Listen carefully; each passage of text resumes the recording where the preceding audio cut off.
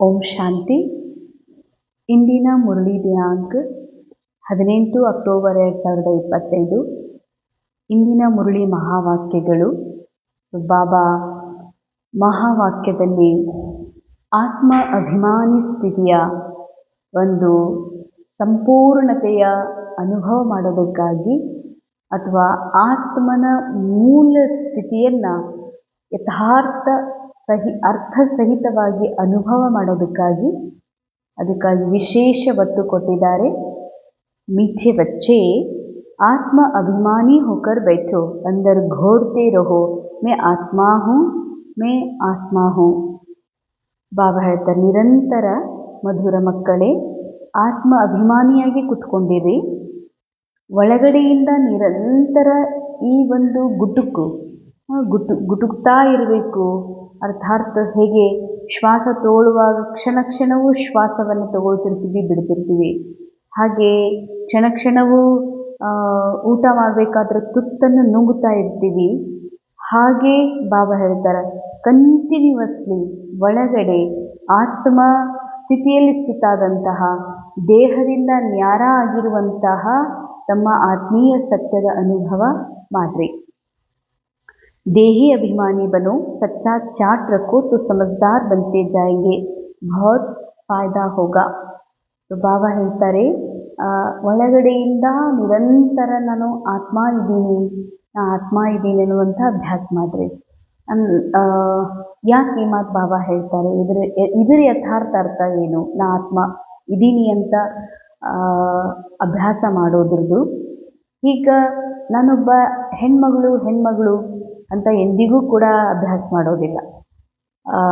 ನಮ್ಗೆ ಗೊತ್ತಿದೆ, ಆ ತಿಳುವಳಿಕೆ ಇದೆ ನನಗೆ, ನಾ ಹೆಣ್ಣು ಮಗಳೇ ಅಂತ.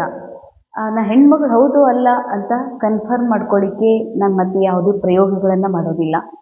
ನಾನು ಅಕ್ಕೋರಿದ್ದೀನಿ, ಸ್ತ್ರೀ ಇದ್ದೀನಿ, ಫಿಮೇಲ್ ಬಾಡಿ ಒಳಗಿದ್ದೀನಿ, ಅಥವಾ ನಾನು ಮನುಷ್ಯ ಇದ್ದೀನಿ. ನಾವೆಂದಿಗೂ ಕೂಡ ನಾ ಮನುಷ್ಯನೋ ಪ್ರಾಣಿನೋ ಅಂತ ಕನ್ಫ್ಯೂಸ್ಡ್ ಆಗೋದಿಲ್ಲ.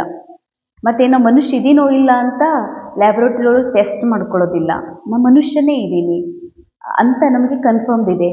ಹಂಗಾದ್ರೆ ಬಾಬಾ ಮನುಷ್ಯ ಜೀವನ ಟೆಂಪ್ರರಿ ಇದ್ದು ಕೂಡ, ಆತ್ಮ ಸತ್ಯವಾಗಿದ್ದು ಕೂಡ, ನಾ ಆತ್ಮ ಇದ್ದೀನಿ ಅನ್ನುವಂಥ ಅಭ್ಯಾಸವನ್ನು ಮಾಡ್ರಿ ಅಂತ ಬಾಬಾ ಯಾಕೆ ಹೇಳ್ತಾರೆ? ಹಾಗಾದ್ರೆ ಯಾಕಂದರೆ ಇರೋದು ಆತ್ಮನೇ ಇದ್ದೀವಿ, ಗೊತ್ತಾಗಿದೆ, ಆದರೂ ಅಭ್ಯಾಸ ಮಾಡ್ರಿ ಅಂತ ಯಾಕೆ ಹೇಳ್ತಾರೆ ಅಂದರೆ, ನಾನು ಆತ್ಮ ಇದ್ದೇ ಇದ್ದೀನಿ. ನಾ ಆತ್ಮ ಇದ್ದ ಮೇಲೆ ಹೇಗೆ ನಾ ಅಕ್ಕೋರಿದ್ದ ಇದ್ದೀನಿ, ರೋಲ್ ಕ್ಯಾರೆಕ್ಟರ್ ಅಕ್ಕೋರು, ಅಥವಾ ಕ್ಯಾರೆಕ್ಟರ್ ಒಬ್ಬ ಸ್ತ್ರೀ, ಕ್ಯಾರೆಕ್ಟರ್ ಒಬ್ಬ ಮಹಿಳೆ, ಕ್ಯಾರೆಕ್ಟರ್ ಒಬ್ಬ ಕುಮಾರಿ ಎನ್ನುವಂಥದ್ದಿದೆ. ಸೊ ನಾ ಇದೀನಿ ಅಂತ ಮಾಡೋದೇ ಇಲ್ಲ. ಸದಾ ನಾವೊಬ್ಬ ಕುಮಾರಿ, ನಾವೊಬ್ಬ ಬ್ರಹ್ಮ ಕುಮಾರಿ, ಅಥವಾ ನಾವೊಬ್ಬ ಹೆಣ್ಣು ಮಗಳು, ಮನುಷ್ಯ ಜೀವನ, ಇವು ನ್ಯಾಚುರಲ್ ಕಾನ್ಷಿಯಸ್ಸಲ್ಲಿ ಅನುಭವ ಆಗ್ತಾ ಇರ್ತವೆ. ಹಾಗೆ ಆತ್ಮದ ಒಂದು ಕಾನ್ಷಿಯಸ್ ಒಳಗೆ ಸ್ಮೃತಿ ಯಾಕೆ ಇರೋದಿಲ್ಲ? ಅದಕ್ಕಾಗಿ ಆತ್ಮದ ಅಭ್ಯಾಸ ಮಾಡ್ರಿ ಅಂತ ಬಾಬಾ ಯಾಕೆ ಹೇಳ್ತಾರೆ ಅಂತಂದರೆ, ಈ ಮನಸ್ಸು ಯಾವುದು ದ್ವಾಪರಯುಗದಿಂದ ಮಾಯೆಗೆ ವಶಭೂತ ಆಗಿದೆ. ಈ ಮನಸ್ಸಿನೊಳಗೆ ತಪ್ಪು ಇನ್ಫಾರ್ಮೇಷನ್ ತುಂಬಿದೆ. ನಾನು ಮನುಷ್ಯ ಇದ್ದೀನಿ, ನಾನು ಸ್ತ್ರೀ ಇದ್ದೀನಿ, ಪುರುಷ ಇದ್ದೀನಿ, ಯುವ ಇದ್ದೀನಿ, ಬುಜುರ್ಗ್ ಇದ್ದೀನಿ, ಅಥವಾ ನಾನು ಮಗು ಇದ್ದೀನಿ, ಹೀಗೆ ಮತ್ತೆ ರೋಲ್, ನಾ ಇಂಜಿನಿಯರ್ ಇದ್ದೀನಿ, ಡಾಕ್ಟರ್ ಇದ್ದೀನಿ, ಗೃಹಿಣಿ ಇದ್ದೀನಿ, ಬಿಕೆ ಇದ್ದೀನಿ, ಇವೆಲ್ಲ ರೋಲ್ ಮಾಯಾ ಮೈಂಡಲ್ಲಿ ತುಂಬಿದೆ. ಹೀಗಾಗಿ ಮೈಂಡ್ ಒಳಗೆ ಇದೇ ಕಂಟಿನ್ಯೂ ನಡೀತಾ ಇರ್ತದೆ, ನಾ ಮನುಷ್ಯ ಇದ್ದೀನಿ, ನಾನು ಮದರ್ ಇದ್ದೀನಿ, ಫಾದರ್ ಇದ್ದೀನಿ ಅಂತ. ಈ ಮನಸ್ಸನ್ನು ಮನ್ಮನಾಭವಗೊಳಿಸಿ, ಮನಸ್ಸನ್ನು ಬಾಬಾ ಅರ್ಪಣೆ ಮಾಡಿ, ಈ ಮನಸ್ಸಿನಲ್ಲಿ ಏನು ತುಂಬಬೇಕಾಗಿದೆ ಅಂದರೆ, ನಾನು ಆತ್ಮ ಇದ್ದೀನಿ ಅಂತ. ನಾ ಆತ್ಮ ಇದ್ದೇ ಇದ್ದೀನಿ ಕಾನ್ಷಿಯಸ್ಸಲ್ಲಿ. ಆದರೆ ಈ ವಿಷಯ ಯಾರಿಗೆ ತಿಳಿಸ್ಬೇಕಾಗಿದೆ, ಯಾರಿಗೆ ಪಕ್ಕಾ ಮಾಡಿಸ್ಬೇಕಾಗಿದೆ ಅಂದರೆ ಮನಸ್ಸಿಗೆ. ಅದಕ್ಕಾಗಿ ಬಾಬಾ ಹೇಳ್ತಾರ, ನಿರಂತರ ನಾ ಆತ್ಮ ಇದ್ದೀನಿ ಅನ್ನುವ ಮಹಿಮೆ, ನಾ ಆತ್ಮ ಇದ್ದೀನಿ ಅನ್ನುವಂತಹ ಪ್ರಾಕ್ಟೀಸ್ ಯಾರು ಮಾಡಬೇಕು ಅಂದರೆ ಆತ್ಮ ಅಲ್ಲ, ಆತ್ಮನ ಮೈಂಡ್ ಮಾಡಬೇಕಾಗಿದೆ. ಏಕೆಂದರೆ ಈ ಮನಸ್ಸು ತನ್ನ ಸತ್ಯದಿಂದ ದೂರಾಗಿ ನಾ ಆತ್ಮ ಅನ್ನೋದನ್ನು ಮರೆತು ಈ ಮನಸ್ಸು ತನ್ನನ್ನು ಮನುಷ್ಯ ಜೀವನದಲ್ಲಿ ಅನುಭವ ಮಾಡ್ತಾ ಇದೆ. ಸೊ ಮನುಷ್ಯ ಅಂತ ತಿಳ್ಕೊಂಡಿರೋದ್ರಿಂದ ಮನುಷ್ಯ ಜೀವನದ ಎಲ್ಲ ದುಃಖ, ಮನುಷ್ಯ ಜೀವನದ ಎಲ್ಲ ರೋಗಗಳು ನನ್ನ ರೋಗ, ನನ್ನ ದುಃಖ, ನನ್ನ ಜೀವನ, ನನ್ನ ಹಾನಿ, ನನಗೆ ಸಂಬಂಧಗಳು ದೂರ ಆಗ್ತಾ ಇದ್ದಾವ ಅಂತ ಅನುಭವ ಮಾಡ್ತಾ ಇದೆ. ಯಾವಾಗ ನಾನು ಆತ್ಮ ಅನ್ನೋ ಅನುಭವ ಮಾಡ್ತೀನಿ, ಆಗ ಇದೆಲ್ಲ ಡ್ರಾಮಾದಲ್ಲಿ ನಡೀತಾ ಇರುವ ದೃಶ್ಯಗಳು ಅನ್ನುವಂಥದ್ದು ಸಹಜ ಅನುಭವ ಆಗ್ತದೆ. ಅದಕ್ಕಾಗಿ ಬಾಬಾ ಹೇಳ್ತಾರೆ, ಮಕ್ಕಳೇ ಚಾರ್ಟ್ ಇಡ್ರಿ, ಚಾರ್ಟ್ ಇಡೋದ್ರಿಂದನೇ ನಿಮಗೆ ಉನ್ನತಿ ಆಗ್ತದ. ಬಾಬಾ ಹೇಳ್ತಾರೆ, ಆಗ ನೀವು ಬಹಳ ತಿಳುವಳಿಕೆ ಉಳ್ಳವರು ಆಗ್ತೀರಿ, ಅರಿವಾಗ್ತದ. ಮನುಷ್ಯ ಜೀವನದಲ್ಲಿ ನಾನು ಬದುಕ್ತಾ ಇದ್ದೀನಲ್ಲ, ಆದರೆ ಮನುಷ್ಯ ಜೀವನದ ಪಾರ್ಟ್ ಪ್ಲೇ ಮಾಡ್ತಾ ಇದ್ದೀನಿ, ಆದ್ರೆ ನಾ ಸ್ವಯಂ ಆತ್ಮ ಇದ್ದೇನೆ ಅನ್ನುವಂಥ ಸತ್ಯ ಚಾರ್ಟ್ ಇಡೋದ್ರಿಂದ ಆಗ್ತದ. ಇದರಿಂದ ಬಹಳಷ್ಟು ಫಾಯ್ದಾ ಇದೆ ಅಂತಾರೆ ಬಾಬಾ. ಪ್ರಶ್ನೆ, बेहद के नाटक को समझने वाले बच्चे किस एक लॉ को अच्छी ರೀತಿ ಸಮಜ್ತೆ ಹೇ? ಬೇಹದ್ದಿನ ನಾಟಕವನ್ನು ತಿಳ್ಕೊಂಡಿರುವಂತಹ ಮಕ್ಕಳು ಯಾವ ಒಂದು ನಿಯಮವನ್ನು ಬಹಳ ಚೆನ್ನಾಗಿ ತಿಳ್ಕೊಂಡಿರ್ತಾರೆ? ಉತ್ತರ, ಯ ಅವಿನಾಶಿ ನಾಟಕ ಹೇ. ಬೇಹದ್ದಿನ ನಾಟಕ ತಿಳ್ಕೊಂಡಿರುವಂಥವ್ರಿಗೆ ಒಂದು ನಿಯಮ ಗೊತ್ತಿರ್ತದ. ಎಲ್ಲರಿಗೂ ಇದು ಗೊತ್ತಿಲ್ಲ, ಜಗತ್ತಿನ ಎಲ್ಲ ಆತ್ಮರಿಗೆ ಈ ವಿಷಯ ಗೊತ್ತಿಲ್ಲ. ಬೇಹದ್ದಿನ ನಾಟಕ ತಿಳ್ಕೊಂಡವರಿಗೆ ಗೊತ್ತು ಯಾವುದು ಇದು ಅವಿನಾಶಿ ನಾಟಕ ಇದೆ. ಅಂದರೆ ಇದು ಮಾಡಲ್ಪಟ್ಟಂಥ ಅವಿನಾಶಿ ನಾಟಕ. ಈ ನಾಟಕದಲ್ಲಿ ಯಾರ್ದು ಪಾರ್ಟ್ ಕಟ್ ಮಾಡಲಿಕ್ಕೆ, ಯಾರ್ದಾದ್ರೂ ಪಾರ್ಟ್ ಒಳಗೆ ಏನಾದರೂ ಆ್ಯಡ್ ಮಾಡಲಿಕ್ಕೆ ಸಾಧ್ಯ ಇಲ್ಲ. ಅಂದಮೇಲೆ ಇದು ಅವಿನಾಶಿ ಇದೆ. ಫಿಕ್ಸ್ ಡ್ರಾಮಾ, ರಿಕಾರ್ಡೆಡ್ ಫಿಲ್ಮ್ ವಾಪಸ್ ರಿಪೀಟ್ ಆಗ್ತದೆ. ಆದರೆ ಒಂದು ಸೆಕೆಂಡ್ ಇನ್ನೊಂದು ಸೆಕೆಂಡ್ ಹಾಗೆ ಇಲ್ಲದೇ ಇರುವ ಕಾರಣದಿಂದ ಈ ಸೆಕೆಂಡ್, ಈ ಕ್ಷಣ 5000 ವರ್ಷದ ನಂತರನೇ ರಿಪೀಟ್ ಆಗೋದ್ರಿಂದ ನಾಟಕದ ಆದಿಯಿಂದ ನಾಟಕದ ಕೊನೆಯವರೆಗೂ ಹೀಗೆ ಅನ್ನಿಸ್ತದಲ್ಲ, ಈ ನಾಟಕದಲ್ಲಿ ಇರೋದೆಲ್ಲ ನಿತ್ಯ ನೂತನ, ಇದೆಲ್ಲ ಹೊಸದೇ, ಇದೇನು ನಾನು ಮೊದಲು ಅನುಭವ ಮಾಡಿಲ್ಲ ಅಂತ. ಯಾಕೆ ಅಂದರೆ ನಾಟಕ ಬಹಳ ವಿಭಿನ್ನ ಇದೆ. ನಾಟಕದ ಪ್ರತಿ ಕ್ಷಣವೂ ಒಂದು ಕ್ಷಣದಂತೆ ಇಲ್ಲ, ಮತ್ತು ನಾಟಕ ಹೊಸತೇ ಅನ್ನಿಸ್ತದ. ಆದರೆ ಹಿಂದೆ ನೀವು ಮಾಡಿರುವುದೇ ವಾಪಸ್ ಮಾಡ್ತಾ ಇದ್ದೀರಿ. ಹಿಂದೆ ನಿಮ್ಮ ಮೂಲಕ ಆಗಿರುವ ಪಾತ್ರವೇ ಪುನಃ ಈಗಲೂ ರಿಪೀಟ್ ಆಗ್ತಾ ಇದೆ ಅನ್ನುವಂಥದ್ದೇನಿದೆಯಲ್ಲ, ಇದೇ ಅವಿನಾಶಿ. ಸೇಮ್ ರಿಪೀಟ್ ಆಗ್ತದ, ಸದಾ ಇದೆ. ಅವಿನಾಶಿ ಅಂದರೆ ಇದು ಸದಾ ಇದೆ, ಇದನ್ನು ಯಾರೂ ಏನೂ ಚೇಂಜ್ ಮಾಡಲಿಕ್ಕೆ ಸಾಧ್ಯ ಇಲ್ಲ. इसमें हर एक पाठधारी को पाठ बजाने अपने समय पर आना ही है. ಇದರಲ್ಲಿ ಪ್ರತಿಯೊಬ್ಬ ಪಾತ್ರಧಾರಿ ತನ್ನ ಪಾತ್ರವನ್ನು ಅಭಿನಯ ಮಾಡಲಿಕ್ಕೆ ಈ ನಾಟಕದಲ್ಲಿ ಬರಲೇಬೇಕು. कोई कहे हम सदा शांति धाम में ही बैठ जाए तो ये लॉ नहीं है. ಅನೇಕ ಆತ್ಮರು ಈ ನಾಟಕದಲ್ಲಿ ಬಂದ ಮೇಲೆ ಈ ನಾಟಕವನ್ನು ಅರಿಯದ ಕಾರಣದಿಂದ ಅವ್ರು ಹೀಗೆ ತಿಳ್ಕೊಂಡಿದ್ದಾರ, ಈ ಮಾನವ ಜೀವನದಲ್ಲಿ ಈ ವಿಕಾರ, ಈ ದುಃಖ, ಚಿಂತೆ ಇದು ಎದಕ್ಕರೆ ಬೇಕು, ನಾವು ಮೋಕ್ಷವನ್ನು ಹೊಂದಿಬಿಡಬೇಕು ಅಥವಾ ನಾವು ಮುಕ್ತಿಯನ್ನು ಪಡ್ಕೊಂಡ್ಬಿಡ್ಬೇಕು, ನಾವು ಒಮ್ಮೆ ಭಗವಂತನ ಸಾನ್ನಿಧ್ಯದಲ್ಲಿ ಹೋದ್ಮೇಲೆ ವಾಪಸ್ ಈ ನಾಟಕದಲ್ಲಿ ಬರೋದೇ ಬೇಡ ಅಂತ ಹೀಗೆ ಕೆಲವರು ಈ ರೀತಿಯಾದ ತಪಸ್ಸನ್ನು ಮಾಡಿದ್ದಾರೆ. ಆದರೆ ಬಾಬಾ ಹೇಳ್ತಾರೆ, ಏನೇ ತಪಸ್ಸು ಮಾಡಿದ್ದಾರೆ, ಆದರೆ ಅವರು ದುಃಖದಿಂದ ಇದೇ ಜೀವನದಲ್ಲಿ ಮುಕ್ತಿ ಹೊಂದಿರ್ಬೋದು, ಹೊಂದಿರಲಿಕ್ಕಿಲ್ಲ.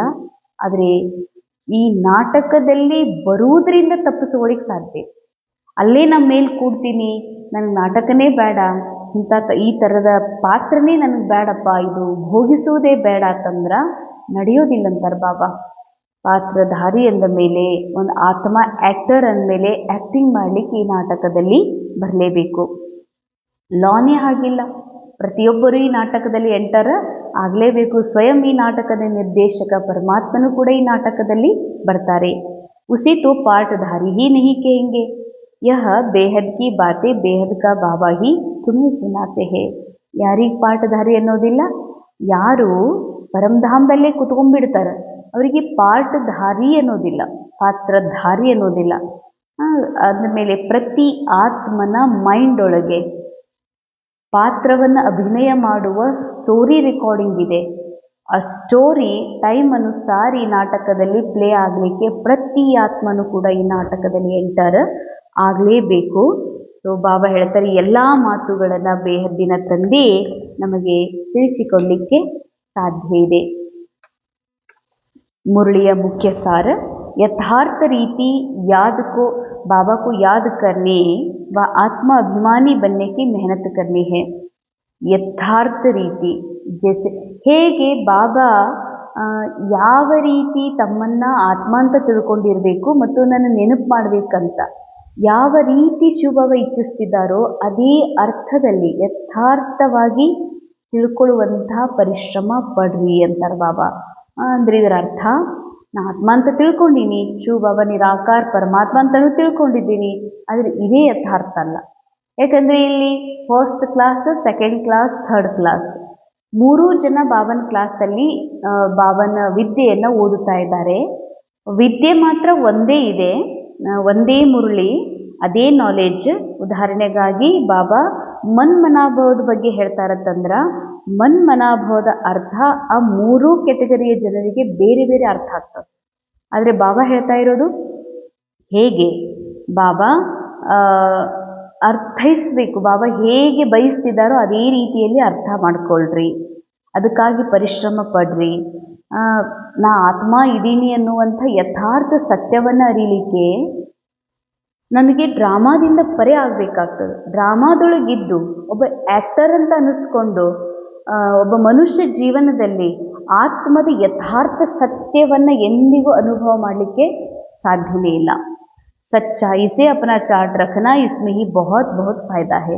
ಸತ್ಯತೆಯಿಂದ ಚಾರ್ಟ್ ಇಡ್ರಿ ಅಂದರೆ ಪ್ರತಿ ಕ್ಷಣನೂ ಅಟೆನ್ಷನ್ ಕೊಡ್ರಿ ತಮ್ಮ ಮನಸ್ಸಿನ ಮೇಲೆ.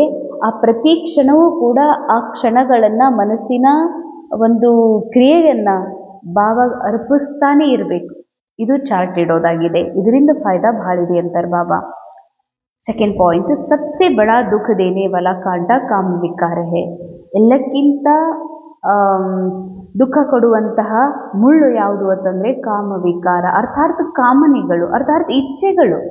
ಯಾವ ವ್ಯಕ್ತಿಗೆ ಇಚ್ಛೆ ಕಡಿಮೆ ಇದಾವೋ ಅವರು ಕಡಿಮೆ ದುಃಖಿ ಅದಾರ.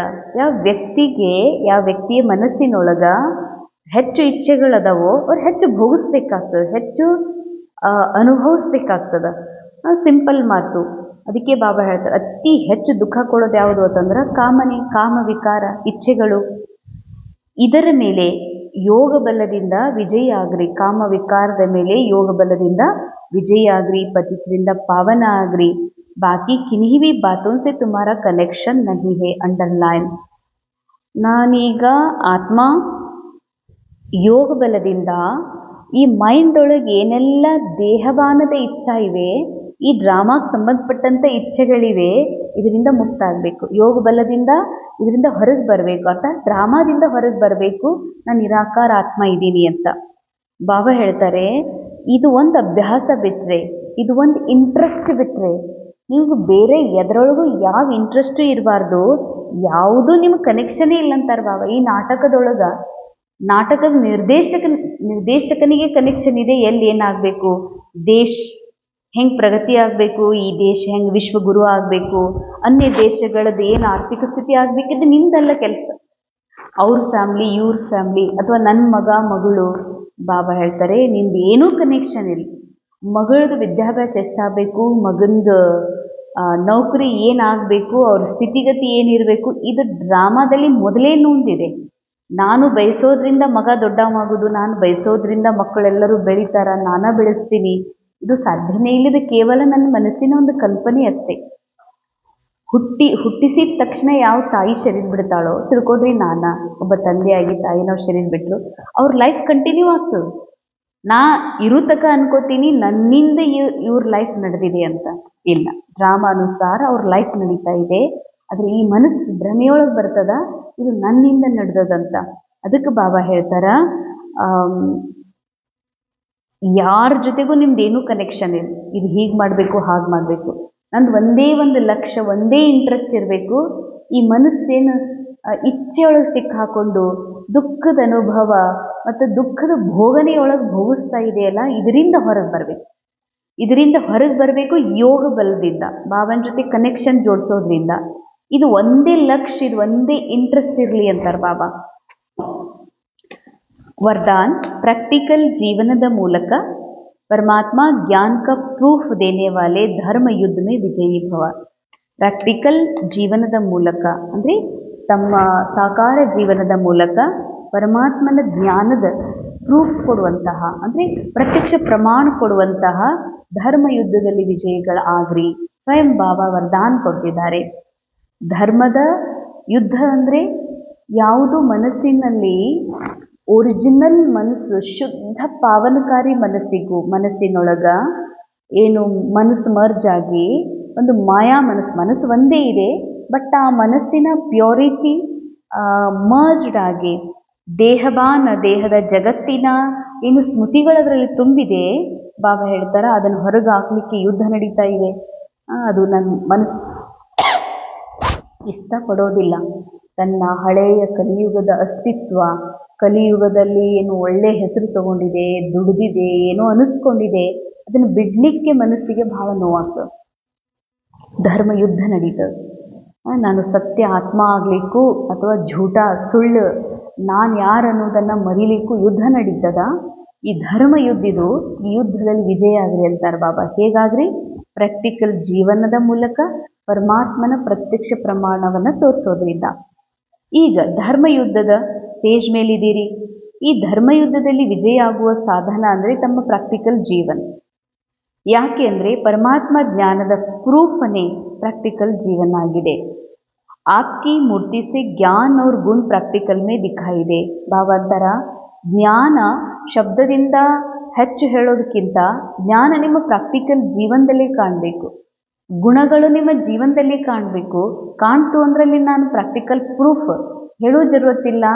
ನಾನು ಹಂಗೆ ವಿಚಾರ ಮಾಡಿಲ್ಲ, ನಾನು ದೋಷಿ ಅಲ್ಲ, ನನ್ನೊಳಗೆ ಕೆಟ್ಟ ಭಾವಿಲ್ಲ, ಅಥವಾ ನಾನು ಭಾಳ ಶುದ್ಧ ಇದ್ದೀನಿ, ನಾನು ಭಾಳ ಪ್ಯೂರ್ ಇದ್ದೀನಿ, ನಾವು ಭಾಳ ಸ್ಮೂತ್ ಇದ್ದೀವಿ, ನಾವು ಭಾಳ ಮಧುರ ಇದ್ದೀವಿ, ಇದು ಹೇಳ್ಕೊಳ್ಳೋ ಜರುರತ್ತಿಲ್ಲ. ಜೀವನನೇ ಪ್ರತ್ಯಕ್ಷ ಇದೆ ಅಂದಮೇಲೆ ಎಲ್ಲರೂ ಒಪ್ಕೋತಾರೆ. ನಾನು ನಮ್ಮ ಶಬ್ದದಿಂದ ನನ್ನ ಈ ಕ್ಯಾರೆಕ್ಟರ್ನ ಮಹಿಮೆ ಮಾಡುವ ಅವಶ್ಯಕತೆನೇ ಇಲ್ಲ. ಅದಕ್ಕೆ ಬಾಬಾ ಹೇಳ್ತಾರೆ, ನಿಮ್ಮದು ಪ್ರಾಕ್ಟಿಕಲ್ ಜೀವನ ಒಂದು ವೇಳೆ ಪ್ರತ್ಯಕ್ಷ ಪ್ರಮಾಣ ನೀವು ಕೊಡ್ತಿರತ್ತಂದ್ರೆ ಅದು ಭಗವಂತನ ಪ್ರತ್ಯಕ್ಷತೆ ಆದ ಹಾಗೇನೆ. ನಿಮ್ಮ ಮೂರ್ತಿಯಿಂದ ಜ್ಞಾನ ಗುಣಗಳು ಪ್ರಾಕ್ಟಿಕಲ್ಲಿ ಕಾಣಬೇಕು. ಯಾಕೆ ಅಂದರೆ ಇವತ್ತಿನ ಜಗತ್ತಿನಲ್ಲಿ ಡಿಸ್ಕಸ್ ಮಾಡೋದ್ರಿಂದ ತಮ್ಮ ಮೂರ್ತಿಯನ್ನು ಸಿದ್ಧ ಮಾಡ್ಕೊಳ್ಳಿಕ್ಕೆ ಸಾಧ್ಯ ಇಲ್ಲ. ಜಗತ್ತಿನಲ್ಲಿ ಡಿಸ್ಕಷನ್ ಭಾಳ ಆಗ್ತಾವೆ, ಕೋಟ್ಯಾಂತರ ಲಕ್ಷಾಂತರ ಏನು ಚರ್ಚೆಗಳು ನಡೀತಾ ಇದ್ದಾವೆ. ಇದು ಹೀಗೆ ಅದರಿಂದ ಏನಾಗೋದಿಲ್ಲ ಅಂತಾರೆ ಬಾಬಾ. ಆದರೆ ಇದಕ್ಕೇನು ಬೇಕಾಗಿದೆ? लेकिन अपनी प्रैक्टिकल धारणा मूड से एक सेकेंड में किसी को भी शांत करा सकते हो. ಚರ್ಚೆ ಏನು ನಡೀತಾ ಇದೆ? ನೀವು ಯೋಗ ಮಾಡಿರಿ, ನಿಮ್ಮ ಮನಸ್ಸು ಶಾಂತ ಆಗ್ತದ. ಈ ಮೆಡಿಟೇಷನ್ ಮಾಡಿರಿ, ಅಥವಾ ಈ ಪ್ರಯೋಗ ಮಾಡಿರಿ, ಈ ಪೂಜಾ ಮಾಡಿರಿ, ಈ ಸಿದ್ಧಿ ಮಾಡಿರಿ, ಈ ಲಿಂಬು ಕಟ್ರಿ, ಅಥವಾ ಈ ಗೋಡೆ ಹೊಡೀರಿ, ಈ ಫೋಟೋ ಹಾಕ್ರಿ. ಇಂಥ ಚರ್ಚೆಗಳು ಜಗತ್ತಿನಲ್ಲಿ ಭಾಳ ನಡೀತಾ ಇದ್ದಾವೆ. ಬಾಬಾ ಅಂತಾರೆ, ನಿಮ್ಮ ಜೀವನನೇ, ನಿಮ್ಮ ಜೀವನದೊಳಗೆ ಆ ಗುಣಗಳು, ಆ ಶಕ್ತಿಗಳು ಕಾಣ್ತು ಅಂದರೆ ನೀವು ಭಗವಂತನ ಪ್ರತ್ಯಕ್ಷ ಮಾಡಿದ ಹಾಗೇನೆ ಅಂತಾರೆ ಬಾಬಾ. ಅವಾಗಲೇ ನೀವು ಅನೇಕರ ಜೀವನವನ್ನು ಶಾಂತ ಮಾಡಲಿಕ್ಕೆ ಸಾಧ್ಯ ಇದೆ. स्लोगन, आत्मा को उज्जवल बनाने के लिए परमात्मा स्मृति से मन की उलझनों को समाप्त करो. अंडरलाइन. ಎಷ್ಟು ಸುಂದರ ಮಹಾವಾಕ್ಯ, ಎಷ್ಟು ಸುಂದರ ಸ್ಲೋಗನ್ ಇದೆ. ತಮ್ಮ ಆತ್ಮನನ್ನು ಉಜ್ವಲ್, ಪ್ರಕಾಶಿತ್, ಜಾಗೃತ ಮಾಡಬೇಕು ಅಂತಂದರೆ ಸದಾ ಬೆಳಗುವ ಜ್ಯೋತಿಯಾಗಿರಬೇಕು, ಸದಾ ಅವೇರ್ನೆಸ್ ಕಂಟಿನ್ಯೂ ಇರಬೇಕು ಅಂತಂದರೆ ಪರಮಾತ್ಮನ ಶ್ರುತಿಯೊಳಗೆ ಈ ಮನಸ್ಸಿನ ದ್ವಂದ್ವಗಳನ್ನು ಅರ್ಪಿಸಿಬಿಡ್ರಿ ಅಂತಾರೆ ಬಾಬಾ. ಯಾಕಂದರೆ ಮನಸ್ಸು ನಂದು ಅನ್ಕೋತೀನಿ, ಅದಕ್ಕೆ ದ್ವಂದ್ವ ನಂದಾಗ್ತದೆ. ಮನಸ್ಸೇ ನಂದಲ್ಲ, ಮನಸ್ಸಿನ ಒಳಗೆ ನಡೆಯುವ ದ್ವಂದ್ವ ನಂದು ಹೆಂಗೆ ಸಾಧ್ಯ ಐತಿ? ನಾ ಆತ್ಮ ಇದ್ದೀನಿ, ಮನಸ್ಸು ಬಾಬಂದಿದೆ.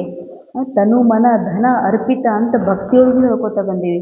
ಬರೀ ಹೇಳಲಿಕ್ಕಷ್ಟೇ, ಪೂಜಾ ಮಾಡಲಿಕ್ಕೆ, ವರ್ಣನೆ ಮಾಡಲಿಕ್ಕೆ, ಮಂತ್ರ ಓದಲಿಕ್ಕಷ್ಟೇ. ಮತ್ತೆ ನನ್ನ ಮನಸ್ಸೇ ಅಂತೀವಿ. ಈಗ ಬಾಬಾ ಪ್ರಾಕ್ಟಿಕಲ್ ಒಳಗೆ ಕೇಳ್ತಾರೆ, ನನ್ನ ಮನಸ್ಸು ನಿನ್ನ ಮನಸ್ಸು ಅಂತ ಅನ್ಲಿಕ್ಕಂತೀವಿ. ಬಾಬಾ ನಿನ್ನ ಮನಸ್ಸು ಅಂತ. ಅದಕ್ಕೆ ಬಾಬಾ ಹೇಳ್ತಾರೆ, ಇದು ಬಾಬನ ಮನಸ್ಸು ಅಂದಮೇಲೆ ಆ ಮನಸ್ಸಿನಲ್ಲಿ ತುಂಬಿದ ದ್ವಂದ್ವಗಳು ಯಾರ್ದು? ಅದಕ್ಕೆ ಜವಾಬ್ದಾರಿ ಯಾರು? ಬಾಬಾ. ಅದಕ್ಕೆ ಬಾಬಾ ಹೇಳ್ತಾರೆ, ಮಕ್ಕಳೇ ಮನಸ್ಸಿನ ದ್ವಂದ್ವಗಳನ್ನು ಬಾಬಾಗೆ ಅರ್ಪಿಸ್ರಿ. ಅಂದಾಗ ಏನಾಗ್ತದೆ? ಈ ಮನಸ್ಸು ಆತ್ಮ ಪ್ರಜ್ವಲಿತ ಆಗಲಿಕ್ಕೆ ಸಾಧ್ಯ ಇದೆ. ಯಾಕೆ? ಈ ಮನಸ್ಸಿನ ದ್ವಂದ್ವ ನನ್ನ ಬಾಬನ ಮಧ್ಯದಲ್ಲಿ ಗೋಡೆ ಇದ್ದ ಹಾಗೆ. ಅದಕ್ಕೆ ಈ ಮನಸ್ಸನ್ನೇ ಬಾಬಾಗೆ ಅರ್ಪಣೆ ಮಾಡಿಬಿಟ್ರಿ ಅಂತಂದ್ರೆ ನಾನು ನಿರಂತರ ಪ್ರಜ್ವಲಿತ ಜಾಗೃತ ಜ್ಯೋತಿಯಾಗಿರಲಿಕ್ಕೆ ಸಾಧ್ಯ ಇದೆ. ಅವ್ಯಕ್ತ ಮುರಳಿಯ ಅವ್ಯಕ್ತಿಶಾರ ಸ್ವಯಂ ಹಾಗೂ ಸರ್ವರ ಪ್ರತಿ ಮನಸ ಯೋಗದ ಮೂಲಕ ಶಕ್ತಿಗಳ ಪ್ರಯೋಗವನ್ನು ಮಾಡ್ರಿ. ಅಭ್ಯಾಸದ ಪ್ರಯೋಗಶಾಲೆಯಲ್ಲಿ ಕುಳಿತುಕೊಂಡು ಯೋಗದ ಪ್ರಯೋಗ ಮಾಡಿದಾಗ ಒಬ್ಬ ತಂದೆಯ ಆಶ್ರಯ ಮತ್ತು ಮಾಯ ಅನೇಕ ಪ್ರಕಾರದ ವಿಘ್ನಗಳಿಂದ ಮುಕ್ತಾಗಿರುವ ಅನುಭವವನ್ನು ಮಾಡ್ಬೋದು. ಈಗ ಜ್ಞಾನದ ಸಾಗರ, ಗುಣಗಳ ಸಾಗರ, ಶಕ್ತಿಯ ಸಾಗರನೊಳಗ ಮೇಲ್ಮೇಲೆ ತೇಲಾಡ್ತಾ ಇದ್ದೀರಿ. ಅಂಡರ್ಲೈನ್. ಎಷ್ಟು ಸುಂದರ ವಿಷನ್, ಡಿವೈನ್ ವಿಷನ್. ಬಾಬಾ ಹೇಳ್ತಾರ, ಜ್ಞಾನ ಸಾಗರನ, ಪ್ರೇಮ ಸಾಗರನ, ಶಾಂತಿಯ ಸಾಗರನ ಅಲೆಯೊಳಗ ಮೇಲ್ಮೇಲ್ ತೇಲಾಡ್ತಾ ಇದ್ದೀರಿ. ಇನ್ನು ಮೇಲ್ಮೇಲೆ ಇದ್ದೀರಂತಾರೆ ಬಾಬಾ. ಅಲೆಯೊಳಗೂ ಬಹಳ ಮಜಾ ಇರ್ತದ. ಏರಿಳಿತ, ಏರೋದು, ಒಮ್ಮೆ ಮುಳುಗೋದು, ಒಮ್ಮೆ ಸಮುದ್ರದ ದಡದಲ್ಲಿ ಬೀಳೋದು ಸುಂದರ ಇದೆ. ಆದರೆ ಬಾಬಾ ಹೇಳ್ತಾರ, ಇಸಿಲಿಯೇ ಅಲ್ಪಕಾಲಕ್ಕೆ ರಿಫ್ರೆಶ್ಮೆಂಟ್ ಅನುಭವ ಕರ್ತೆ ಹೋ. ಸಮುದ್ರಕ್ಕೆ ಹೋಗ್ತೀವಿ, ಮನುಷ್ಯ ಜೀವನ ಇರೋದ್ರಿಂದ ಮನುಷ್ಯ ಜೀವನಕ್ಕೆ ಏನಾರ ಆಗಿತ್ತು ಅನ್ನುವಂಥ ಭಯ ಇರೋದ್ರಿಂದ ಸ್ವಲ್ಪ ಅಲೆಗಳೊಳಗ ಸ್ವಲ್ಪ ಕಾಲಿಟ್ಟು ಆಟ ಆಡಿ ಬರ್ತೀರಿ. ಅದು ಟೆಂಪ್ರರಿ ರಿಫ್ರೆಶ್ಮೆಂಟ್ ಅಂತಾರೆ ಬಾಬಾ. सागर के तले में जाओ तो अनेक प्रकार के विचित्र अनुभव रत्न ಪ್ರಾಪ್ತ ಕರೆಂಗೆ. ಬಹಳ ಸುಂದರವಾದಂತಹ ಬಾಬಾರವರ ಪ್ರೇಮ ಭರಿತ ಶಿಕ್ಷಣ. ಯಾವಾಗ ನೀವು ಸಾಗರದ ಆಳದಲ್ಲಿ ಹೋಗ್ತೀರಿ ಅಂದರೆ ತಮ್ಮ ಆತ್ಮನ ಆಳದಲ್ಲಿ ಹೋಗ್ತೀರಿ ಅಥವಾ ಪರಮಾತ್ಮನ ಪ್ರೇಮದ ಆಳದಲ್ಲಿ ಹೋಗ್ತೀರಿ, ಆಗ ನೀವು ಮುತ್ತು ರತ್ನಗಳಿಂದ ಭರ್ಪೂರಾಗ್ತೀರಿ, ಅವುಗಳನ್ನು ಪ್ರಾಪ್ತ ಮಾಡ್ಕೊಳ್ತೀರಿ ಅಂತಾರೆ ಬಾಬಾ. ಅಂದರೆ ಇಲ್ಲಿವರೆಗೂ ಬಾಬಾ ತಿಳಿಸಿದಂತೆ ನಾವು ಏನು ಅನುಭವ ಮಾಡಿದ್ದೀವಿ, ಸಂಪೂರ್ಣತೆ ಅನುಭವ ಆಗಿಲ್ಲ. ಸಂಪೂರ್ಣ ಆಗಬೇಕು ಅಂತ ಅನಿಸ್ತಾ ಇದೆ ಅಂದರೆ ನಾವಿನ್ನೂ ಸಾಗರದ ಅಲೆಯೊಳಗನೆ ತೇಲಾಡ್ತಾ ಇದ್ದೀವಿ ಅಂತಲೇ ಅರ್ಥ. ಸೊ ಬಾಬಾ ಅಂತಾರೆ, ಸಾಗರದಾಗ ಬಂದಿರಿ, ಕಾಲಿಟ್ಟಿರಿ, ಅನುಭವನೂ ಮಾಡ್ತಾ ಇದ್ದೀರಿ, ಆದರೆ ಸಾಗರದ ಆಳದಲ್ಲಿ ಬಂದ್ರಿ ಅಂದರೆ ನಿಜವಾದ ಮುತ್ತು ರತ್ನಗಳಿಂದ ಭರಪೂರರು ಆಗ್ತೀರಿ. ಅರ್ಥಾತ್ ಪ್ರಯೋಗಶಾಲೆಯೊಳಗ ತಮ್ಮ ಆತ್ಮೀಯ ಸತ್ಯದ ಅನುಭವವನ್ನು ಮಾಡ್ರಿ. ಅರ್ಥಾತ್ ಹೇಗೆ ವಿಜ್ಞಾನಿಗಳು ಪ್ರಯೋಗಶಾಲೆಯೊಳಗ ನೀರಡಿಕೆ, ನಿದ್ರೆ, ಊಟ ಎಲ್ಲ ಬಿಟ್ಟು ಆ ಪ್ರಯೋಗವನ್ನು ಮಾಡ್ತಾ ಇರ್ತಾರೆ, ಹಾಗೆ ನಿನ್ನ ಒಂದು ಡ್ರಾಮಾದಿಂದ ಪರೆಯಾಗುವ, ದೇಹದ ಮಾತುಗಳಿಂದ ಪರೆ, ನಿರಾಕಾರ ಆತ್ಮಸ್ಥಿತಿಯಲ್ಲಿ ಸ್ಥಿತಾಗುವಂತಹ ಅಭ್ಯಾಸ ಪ್ರಯೋಗಶಾಲೆಯೊಳಗ, ನಿಮ್ಮ ಜೀವನ ರೂಪಿ ಪ್ರಯೋಗಶಾಲೆಯೊಳಗೆ ಕುತ್ಕೊಂಡು ಅಭ್ಯಾಸ ಮಾಡ್ರಿ ಅಂತಾರೆ ಬಾಬಾ. ಆಗ ಸಾಗರದ ಆಳತೆಯ ಶಾಂತಿಯ ಅನುಭವ ಮಾಡಲಿಕ್ಕೆ ಸಾಧ್ಯ ಇದೆ. ಓಂ ಶಾಂತಿ.